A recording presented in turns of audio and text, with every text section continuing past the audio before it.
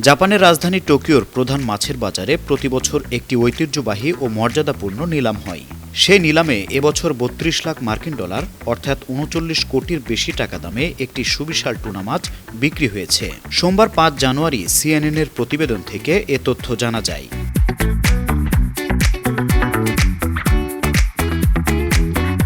জাপানের স্বঘোষিত টুনা মহারাজ ও chain restaurant sushi জানমাইয়ের মালিক Kiyoshi Kimura ২৪৩ KG ওজনের টুনা মাছটি কিনেছেন।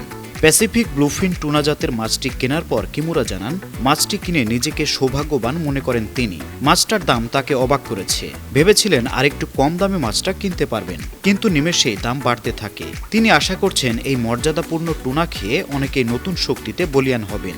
এটা যে সুস্বাদু হবে তাতে কোনো সন্দেহ নেই।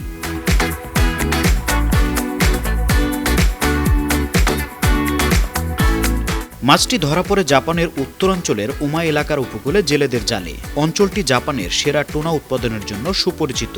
উমাই গড়ে প্রতি কেজি উন্নত জাতের টুনা ১৩,৩৬০ মার্কিন ডলারে বিক্রি হয়। ১৯৯৯ সাল থেকে সেখানকার নিলামের তথ্য সংরক্ষণ শুরু হয়। সেই সময় থেকে শুরু করে এটাই কোনো টুনা বিক্রি থেকে অর্জিত সর্বোচ্চ অর্থ। জাপানি মুদ্রায় এর মূল্যমান ৫১ কোটি ৩ লাখ ইয়েন।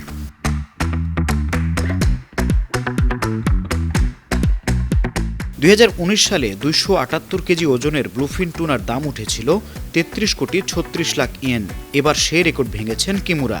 ২০২৪ সালে ২০ কোটি ৭০ লাখ ইয়েন দামে ২৭৬ কেজি ওজনের একটি ব্লুফিন বিকায়। আন্তর্জাতিক ডেস্ক, ৫২ টিভি।